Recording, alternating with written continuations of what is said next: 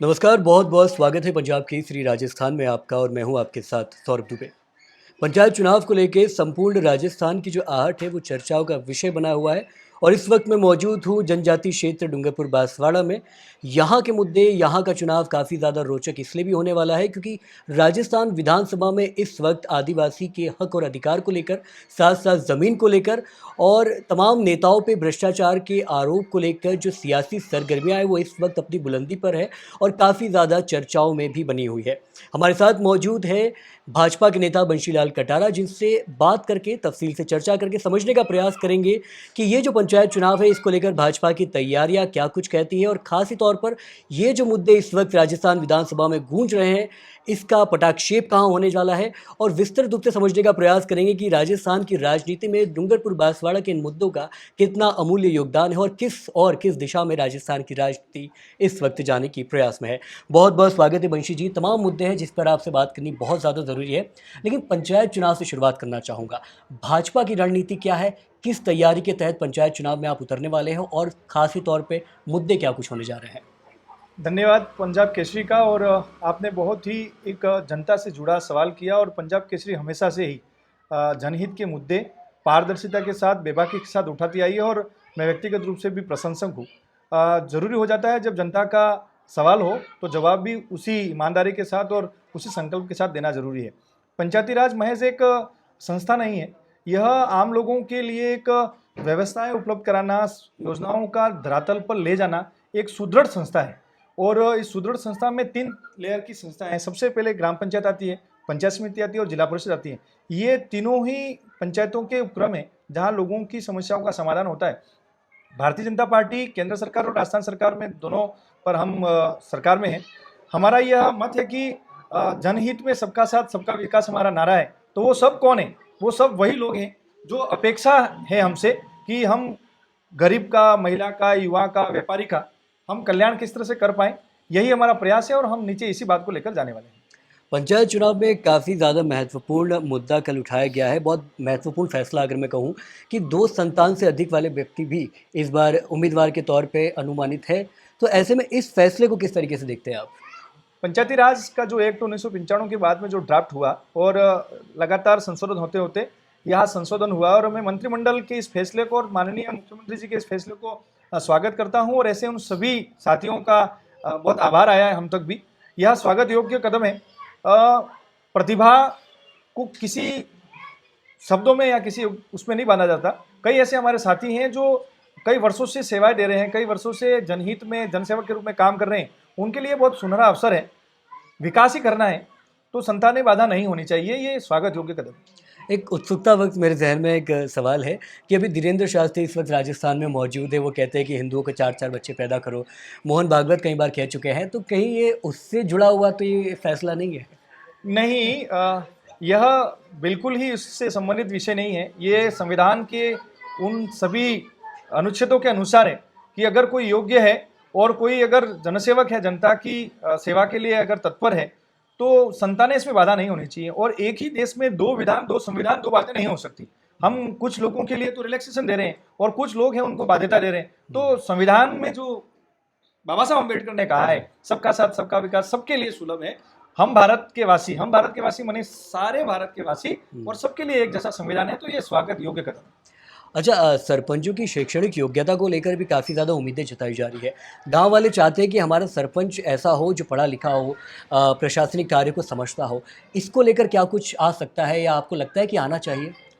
अब बिल्कुल ये भी एक बहुत अच्छा विषय है, लेकिन ऐसा नहीं है कि योग्यता अनुभव पे भारी है। अनुभव भी अपने आप में बहुत मायने रखता है। और मैंने कहीं कोटेशन पढ़ा था, केरल के कोई एक मंत्री थे, कैबिनेट मंत्री, उनसे किसी जनता ने पूछा कि आप तो अनपढ़ हैं, आप सरकार कैसे चलाएंगे? तो उन्होंने बहुत सुंदर जवाब दिया था।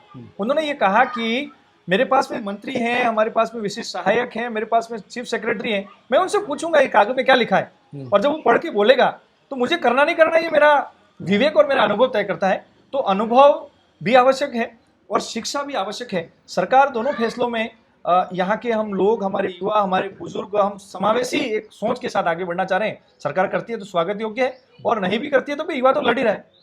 शैक्षणिक योग्यता में ये नहीं कहा है कि बी वाला लड़ नहीं पाएगा। तो ये ओपन फॉर ऑल है, इसलिए सरकार करे तो स्वागत योग्य है और पुराना भी कोई बहुत खराब नहीं। अच्छा, एक तरफ तो राजस्थान में ये पंचायत चुनाव का और ख़ास तौर पर दक्षिण राजस्थान में भी पंचायत चुनाव को लेकर काफ़ी सारी तैयारियां देखने को मिल रही है। लेकिन दूसरी तरफ जयपुर में विधानसभा चल रही है और डूंगरपुर बांसवाड़ा के जो विधायक है, जिस तरीके से वहाँ मुद्दे उठा रहे हैं और जिन चीज़ों को लेकर वहाँ सरकार से सवाल पूछ रहे हैं, वो भी सुनने योग्य है। देखिए पहले भारत आदिवासी पार्टी लगातार उसके तमाम विधायक सरकार पर तमाम गंभीर आरोप लगाते थे, लेकिन अब उसी फहरिस्त में गणेश घोगरा कांग्रेस के विधायक है डूंगरपुर से, उनका नाम भी शामिल है। जनजाति मंत्री पे तमाम गंभीर आरोप लगा रहे हैं और इन्हीं आरोपों के साथ हम आप पर लगे आरोपों पर भी आएंगे। लेकिन पहले आप ये बताइए कि ये जो आरोप है, इसकी बुनियाद क्या है और आखिर क्यों इस तरीके के आरोप लगाने पर एक विपक्ष के विधायक मजबूर हो चुके हैं? देखिए, विधानसभा में आरोप लगाना और बात पूछना एक स्वाभाविक प्रक्रिया है। उससे राजनीति में स्वच्छता आती है और अगर कोई गलत कर रहा है तो पारदर्शिता दिखती है और जनता तक उसका जवाब जाता है। लेकिन सवाल उठाने का हेतु क्या है? जनता किसी विधायक को या किसी सांसद को, जनप्रतिनिधि को विधानसभा, लोकसभा, राज्यसभा में इसलिए भेजती है कि जनता से जुड़े हुए मुद्दे उठे और उस पर कार्य हो। यह सवाल सबके घेरे में और उनकी जो मानसिकता है ये प्रदर्शित करती है कि यही बात 19 बार पेपर लीक हुए। यही बात सरकार जब अल्पमत में थी तो भारत आदिवासी पार्टी या बीटीपी कहें, उसके विधायकों को खरीद फरोख्त के आरोप लगे। पार्टी के स्वयं उस समय कैबिनेट मंत्री और राजस्थान के वरिष्ठ लीडर महेंद्र जी मालवीय ने कहा कि 500 करोड़ रुपए में इन लोगों ने सरकार बचाने के लिए बात की, राज्यसभा सांसद बनाए तो पैसे लिए। मेरा कहने का भाव यही है कि जो कांग्रेस के विधायक और भारत आदिवासी पार्टी के विधायक हैं वो सवाल उठाए, बात लाजमी उठाए। लेकिन जब सरकार घोटाले पे घोटाले कर रही थी, इतने बार पेपर लीक हुए, पूरी सरकार 2 से 3 महीने तक होटलों में रही, तो कांग्रेस की सरकार में आपको ये याद नहीं आई? जब जल जीवन मिशन नहीं था, लोग अंधेरे में थे, पेपर लीक हुआ था, युवा नाराज था, किसान नाराज था, व्यापारी वर्ग नाराज था। राजस्थान में बंटा मार हुई, नाथी का बाड़ा किसकी सरकार में हुआ? कौन था नाथी के बाड़े में? किस कांग्रेस पार्टी के उस बड़े पद पे बैठे हुए व्यक्ति के लोग परिवार में कितनी नौकरियां लग गए? ये उनको याद नहीं आया। मतलब खुद का पिता करे तो साहूकार और दूसरा करे तो वो भ्रष्टाचार। एक ही व्यक्ति पे दो धाए, दो पैमाने, दो राय नहीं हो सकती। जो गलत है उसको गलत कहना पड़ेगा। कांग्रेस सरकार में इतना भ्रष्टाचार हुआ, जनहित के मुद्दों को गौण करा गया, व्यक्ति और परिवार और जो दिल्ली से वोट रहा था वो उन्होंने सर्वोपरि माना। तो भ्रष्टाचार का अगर दूसरा नाम कहा जाए तो कांग्रेस है, और भ्रष्टाचार के सहयोगी के रूप में अगर सरकार बचाने पर अगर आरोप लगता है तो भारत आदिवासी पार्टी के तत्कालिक बीटीपी के रूप में जो विधायक रहे उन पे जाता है। जनता समझती है कि आप अपनी सरकार में चुप थे, साइलेंट थे। आज आप अपने व्यक्तिगत हित के लिए आप सवाल उठा रहे हैं कि कैसे आपकी टीआरपी बढ़ जाए, कैसे आप लोगों में पॉपुलर हो जाए। इसके लिए विधानसभा में नहीं भेजा है। जनहित के मुद्दे उठाइए जिसमें जनता का भला हो, युवाओं का भला हो, व्यापारियों का भला हो, किसानों का भला हो, महिलाओं का भला हो। हमने सियासत संवर्ग रखे हैं हमारे लिए। हम कई जाति, धर्म, पंथ, मृत काम नहीं करते। संविधान के अनुसार आम व्यक्ति का कल्याण कैसे हो उसके लिए अगर आप बोल रहे हैं स्वागत योग्य। मंत्री जी पे जो आरोप लगा रहे हैं, क्या जब आपके मंत्री जी ने, जब आप देख सकते हैं जनजाति छात्रावासों में फर्नीचर में पीडब्ल्यूडी में घोटाला हुआ, 10 करोड़ का घोटाला था। टीएडी मंत्री ने फर्नीचर घोटाले में खुद ने वो लिप्त पाए गए। एक ही व्यक्ति के ऑर्डर से ये साबुन और तेल के लिए 10-10 ग्राम और 25 ग्राम के अंदर उन्होंने भ्रष्टाचार किया। क्या उस समय गणेश घोगरा बीटीपी पार्टी के हमारे अभी तात्कालिक सांसद हैं राजकुमार जी, यही विधायक, कभी किसी ने जवाब किया क्या? ये दोहरी नीति किस बात के लिए? आपके सरकार में आपके मंत्रियों ने पूरी तरह से 4 अंगुलियां, सिर मुंडी पूरी भ्रष्टाचार में लिप्त थी। तब आप नहीं बोले थे? जनता समझ नहीं रही है क्या? हम इसलिए आपको कहना चाहेंगे, मैं आपको ये सारे पेपर दूंगा। एक ही परिवार को 5 फर्मों की निविदा ली और 300 करोड़ के टेंडर हपने। ये कौन है? मैं बिल्कुल इन मुद्दों पर भी मैं आना चाहूँगा, लेकिन एक बार क्योंकि राजस्थान विधानसभा में गणेश घोगरा द्वारा उठाए गए हैं उन आरोपों पर मैं एक बार चर्चा करना चाहूँगा आपके साथ। पहला, विधायक घोगरा ये उठाते हैं कि मंत्री खराड़ी पर बांसवाड़ा के दानपुर में बेटे के नाम पर 52 बीघा जमीन घोटाले का आरोप लगाया है। ये काफ़ी महत्वपूर्ण आरोप जो उनकी तरफ से लगाया गया है, इस पर क्या प्रतिक्रिया है? देखिए, जो लोग स्वयं भी ऐसी लिप्तताओं में हों, उनकी सरकार थी, वो स्वयं धरने पर बैठे थे। जब सरकार पट्टे दे रही थी, जब सरकार जमीनों का हक दे रही थी, तब वो स्वयं भी इनके कार्यकर्ताओं के लिए, इनके परिवारजनों के लिए पट्टे मिल जाए, जमीन मिल जाए, उसके लिए वो खुद भी धरने में बैठे थे। वो खुद भी लिप्त हैं। वो जब अरावली बचाने की बात करते हैं तो स्वयं भी एक पूरे पहाड़ को काट के हवेलीनुमा महान महल बनाए उन्होंने। आपकी सरकार में कितने घोटाले हुए? आपके घोटालों की बात करने जाए तो लंबा हो जाएगा। मुझे लगता है कि जो खुद भी इसमें लिप्त हो, हम्म, जहां से वो आते हैं वहां के 25 लोगों से आके पूछिएगा कितने लोगों की जमीन हड़पी है। हम्म, लोग आवाज नहीं उठा सकते हैं, इतने गुंडागर्दी है हम्म, और इनके चर्चे आम हैं। तो जब आपका घर कांच का हो तो दूसरों पे पत्थर नहीं मारते, ये मैंने नहीं कहा है, हम्म, किसी शायर ने कहा है। तो जब दामन ही आपका काला हो, दामन ही आपका भ्रष्टाचार का हो, दामन भी आपका अपराध का हो, तो आप तो कुछ भी सवाल उठा लें। और रही बात मंत्री जी के बेटे के जमीन लेने की, तो मंत्री जी स्पष्ट दे चुके हैं कि उन्होंने 1 नंबर के पैसों में जमीन खरीदी है। परिवार की तरफ से कहीं भी जिनसे खरीदी है उनकी तरफ से कोई आरोप नहीं है। तो आप राजनीतिक श्रेय लेने के लिए किसी व्यक्तिगत परिवार में बीच में लाके आप राजनीति करते हैं। राजनीति के पैमानों को स्वच्छता से रखिए और आरोप अगर हैं तो सिद्ध करिए, एफआईआर कराइए। संविधान तो सबके लिए खुला है, कानून में आप पिटीशन लगाइए कि ये भ्रष्टाचार हुआ है। लेकिन एक और आरोप जो विधानसभा में वो लगा रहे हैं वो ये है कि क्षेत्र में रोजगार का कोई मुख्य स्रोत नहीं है। देखिए मुझे ऐसा लगता है कि रोजगार जितना स्रोत हो उतना ज़्यादा वो स्वाभाविक रूप से सही है। दूसरा वो कहते हैं कि अधिकांश आदिवासियों के पास 1-2 बीघा ज़मीन है और मजदूरी कर जीवन यापन करते हैं। ये ऐसे मुद्दे हैं जो मुझे लगता है कि क्षेत्र में कहीं ना कहीं इसकी बुलंदी होनी चाहिए या इसको सुनाई देना चाहिए। इस पर आपकी क्या प्रतिक्रिया? मुझे ऐसा लगता है कि बात तो सही है, लेकिन जो सवाल पूछ रहे हैं उनके पास जमीनें कितनी है। इनके कांग्रेस के नेताओं की निकालिए लिस्ट, 500 बीघा है, किसी का उसमें 1000 एकड़ है। तो गरीबों की बात ठीक बात है, आपकी सरकार रही है इस राजस्थान में, कितनी बार रही है उनसे पूछिए। और उसमें जब पिछली सरकार कांग्रेस की थी तब आप ये मुद्दे आपको याद नहीं आए, तब तो आप शांति से बैठे थे। टीएडी का सारा फंड लाके आपने यहाँ भ्रष्टाचार किया, आपके अपने लोगों ने भ्रष्टाचार किया। और आप अब जब भाजपा की सरकार आई है, हम डीबीटी के माध्यम से पेमेंट कर रहे हैं। इनके यहाँ टेंडर होते थे, इनके यहाँ भर्ती होती थी, तब सारा ऑफलाइन था। टीएडी की भर्तियां, टीएडी के टेंडर सारे इनके मंत्रियों के, इनके प्रदेश अध्यक्ष और उनके मुख्यमंत्री के इशारे पे होते थे। और यहाँ तो 2-4 लोग थे इनके जो सीधे मुख्यमंत्री जी को इशारा करते थे, यहाँ काम हो जाता था। तो मेरा कहने का भाव इतना है कि जनता की आवाज उठाइए, और यहाँ लैंड होल्डिंग कम है, ये बात सत्य है, लेकिन इनको किसने रोका? इनके कांग्रेस सरकार को किसने रोका? ये तो लास्ट के शासन में तेल, मिर्ची, साबुन, वो भी लोगों में इतना फर्जी सामान था। आपको कोई काम करना है किसी भी सरकार को जनहित में, तो जब हमारी सरकार आई तो हमने वेरी फर्स्ट डे से जीरो टॉलरेंस और भ्रष्टाचार पे काम करते हुए महिला सुरक्षा के लिए, युवाओं के लिए इतने लाख की नौकरियां निकाली। हमने कैलेंडर जारी किया है। हमने ये कहा है कि युवाओं का कैलेंडर कब भर्ती निकलेगी, कब परीक्षा होंगी, कब रिजल्ट आउट होगा, कब हम उसको जॉब देंगे। ये बात किसी ने सुनी? आपने?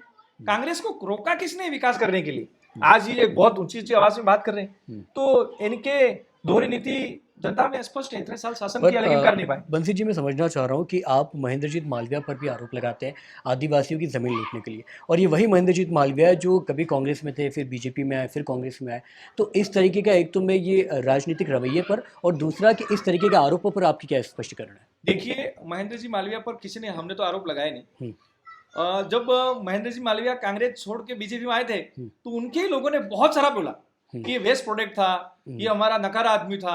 इनके प्रदेश गोविंद सिंह डोटासरा ने बोला, इनके तब के नेशनल लीडर ने बोला कि ये तो रिजेक्ट माल था, जो बीजेपी में चला गया।